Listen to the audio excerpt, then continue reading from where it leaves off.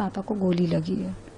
ये सुन के मैं थोड़ा डर गई थी, क्योंकि मेरे हस्बैंड को ब्लड क्लॉट का इशू, उनको ब्लड थिन रखने के लिए मेडिसिन लेनी पड़ती है।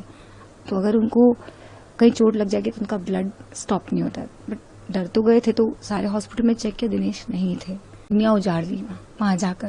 वैष्णो देवी का दर्शन करने की मेरे हस्बैंड की 10-12 साल से इच्छा थी। दर्शन करने गई थी, तो बापू की एक कथा थी, वो अटेंड करना चाहती थी। तो गए थे, तो बच्चों की कश्मीर की इच्छा थी, तो हमने कुछ एक जगह का प्लानिंग किया था। तो उसी हिसाब से हम 22 तारीख को पहलगांव, ऊपर जो मिनी स्विट्जरलैंड कहलाता है, हम वहां गए थे। और वहां से हम गुलमार्ग जाने वाले थे। आधा घंटा का फेर था भैया, तो 1-1:30 तक हमको निकल जाना चाहिए था।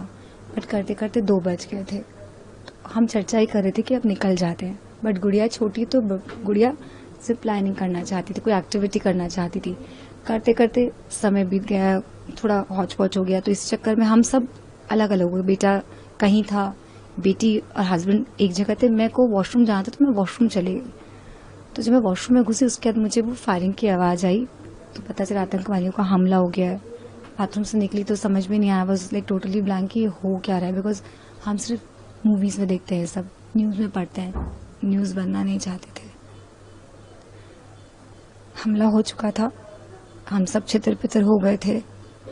एंड जब हुआ तो मुझे लगता है जब मैं वॉशरूम से निकली, मैं ब्लैंक हो गई थी। तो वहाँ के जो लोगों ने था, उन्हें मुझे हेल्प करके फटाफट लेके नीचे भागे कि चलिए मैम, आतंकियों का हमला हो गया। तो गिरते पड़ते करते में हम नीचे पहुंचे। मेरा मोबाइल, मेरा पर्स, कुछ जगह पे नेटवर्क आया था, कुछ जगह पे नहीं आया था। तो मैंने वॉशरूम जाते समय अपना पर्स और अपना मोबाइल अपने हस्बैंड को दे दिया था। तो मेरे पास कुछ भी नहीं था। जब मैं भागी, लोगों ने कहा आप निकलिए, हमला हुए थोड़ा समय हो गया है, आपकी फैमिली भी नीचे चली गई होगी, क्योंकि यहाँ कोई भी नहीं है। मतलब तो जो गोलीबारी चल रही है वही हो रहा है, बीच में है। आपके हस्बैंड ऐसे नहीं दिखेंगे, अगर होंगे तो वो नीचे अपने अपने तरीके से सब उतर गए हैं। मन नहीं मान रहा था, पर जा रहे थे, डर भी था। लोग भी कि चलिए चलिए। तो जो हर रास्ते में थोड़ी देर किसी का फोन था, तो भैया फोन दे दीजिए, मैं ट्राई कर लूं। सबका नेटवर्क नहीं लग रहा था, किसी एक का लगा। तो किस्मत से मेरे बेटे से मेरी बात हो गई। तो बेटे ने बताया कि मम्मी मैं नीचे आ गया हूँ। तब तक मेरे इंप्रेशन था कि शायद ये तीनों साथ होंगे। मैं जब वॉशरूम गई तो मेरे को लगा कि ये तीनों साथ में आ गए होंगे। मेरे को नहीं पता था कि पीछे क्या होने वाला है। तो कहा मम्मी मैं तो नीचे आ गया हूँ, पापा लक्षता ऊपर है। तो मैंने गुस्सा से को पूछा कि तुम पापा को छोड़ के लक्षता को नीचे कैसे आ गए। तो इस कि मम्मी जो फर्स्ट शॉट हुआ मेरे बगल से हुआ, मैं कुछ लेने के लिए रुका था वहां पर, तो बगल से हुआ, तो उसकी छींटे मुझ पर आए। तो फिर मेरे को घोड़े वाले भैया ने नीचे लेकर आ गया। तो मैं और डर गई कि लक्षता दिनेश कहाँ है। तो ये बोला मम्मी आप नीचे आइए, मैं अपन करते हैं। तो हमारे जो ड्राइवर साहब थे वो बहुत हेल्पफुल थे। तो इन्होंने मुझे ड्राइवर को हैंड ओवर किया। एंड फिर ये गए कि मतलब मैं वापस को देखता हूँ, ऊपर जाता हूँ, कैसे भी करता हूँ। फिर कुछ समय बाद कुछ करते करते 3-4 बजे मुझे मेरी बेटी से बात हुई। बेटी मुझे मिली हॉस्पिटल के बाहर, पहलगांव जो हॉस्पिटल है, वहाँ कुछ घायलों को लाया गया था। तो लगा शायद मेरी बच्ची नीचे आई होगी। घायल की उम्मीद तो नहीं थी, लेकिन लगा एक बार राउंड मार लिया जाए। तो मेरी बच्ची मुझे वहां मिली, थोड़ी सी उसके हाथ में चोट थी, कपड़े वपड़े खून से लदे हुए थे। तो उसने बताया मम्मी पापा को गोली लगी है। ये सुन के मैं थोड़ा डर गई थी, क्योंकि मेरे हस्बैंड को ब्लड क्लॉट का इशू, उनको ब्लड थिन रखने के लिए मेडिसिन लेनी पड़ती है। तो अगर उनको कहीं चोट लग जाएगी तो उनका ब्लड स्टॉप नहीं होता है। बट डर तो गए थे, तो सारे हॉस्पिटल में चेक किया, दिनेश नहीं थे। तब मैंने मेरी फैमिली को कॉल किया, मेरे इन लॉज को कॉल किया हेल्प के लिए, क्योंकि लगा कि शॉर्ट हुए मतलब तो बड़ी चीज हो गई।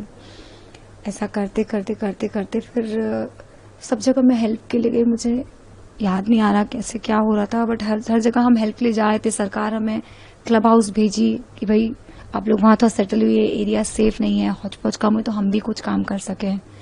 हम क्लब हाउस भी गए, बट मन नहीं माना। फिर हम वापस आ गए, गुड़िया को गाड़ी में रखा, मैं और मेरा बेटा ढूंढने में लग गए। फिर फोन नहीं था, तो मेरे बेटे ने मुझे एक नया नंबर दिया, कि एक नया फोन दिया। वहां के लोग बहुत हेल्प किए कि तुरंत उस माहौल में, कर्फ्यू के माहौल में, बंद दुकान को खोल के मुझे सिम और मोबाइल दिया।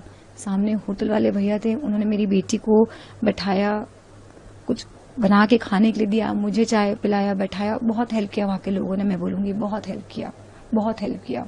कुछ लोग नीचे आए, उनसे पूछा तो उन्होंने बोला कि आखिरी ग्रुप ऑफ पीपल नीचे आए हैं, आप उनमें चेक कर सकते हो। तो कुछ अंदर से ऐसा लगा कि पता नहीं अब ये भी देखें कि शायद इसमें दिनेश हो, बट 7:30-8 बजे तो उनकी बातों से लगा कि शायद अब दिनेश नहीं है। तो मैंने पूछा भी शायद आप इंसान मतलब लाए हैं, बॉडी लाए, क्या लाए, मुझे बताएंगे तो मुझे समझ में आएगा। तो उन्होंने बोला हम कुछ भी नहीं बता सकते। फिर थोड़ी देर बाद कहीं से खबर आई, मेरे बेटे का कॉल आया नए नंबर पे कि मम्मी आप एक बार आइए। उसको कहीं से कॉल आया था कि मिले, हर जगह डिस्क्रिप्शन मांगा गया। मैंने अपने हस्बैंड का डिस्क्रिप्शन दिया, आधार की फोटो भी दी, नया नंबर भी शेयर किया, तो उनके पास नंबर था। उन्होंने मेरे बेटे को कॉल करके बुलाया। बेटे ने मुझे कॉल किया कि मम्मी एक बार आ जाओ, आप खाली आना, लक्ष्यता नहीं आएगी। तो जब मैं वहां देखी तो बदकिस्मत एक मैं भी थी, मेरे हस्बैंड थे, उनकी बॉडी थी सामने। भैया सरकार से उम्मीद बस तो मैं सरकार कर ही रही है। वहाँ अमित शाह जी आए थे, उन्होंने इतना सुंदर से मेरे पति को विदाई दी है, एक शहीद की तरह विदाई दी है। तो मुझे पूरी उम्मीद है कि सरकार मेरे पति को शहीद की उपाधि देगी, वो इज्जत वो सम्मान मेरे पति को मिलेगा। हमने जो खोना था मैंने खो दिया। आज यहाँ जब मैं आई तो मुझे बहुत अच्छे से वेलकम किया। सारे मिनिस्टर्स हैं, छत्तीसगढ़ के हो, पहलगांव के हो, उड़ीसा के हो, कहाँ के नहीं आए, कहाँ के कलेक्टर, डिप्टी कलेक्टर, कर्नल, कहाँ के किसका कॉल नहीं आया। Everyone is very helpful, very kind and helping. तो हमारी सरकार क्यों चूकेगी? मेरे पति को जरूर शहीद की उपाधि मिलेगी, यही उम्मीद है।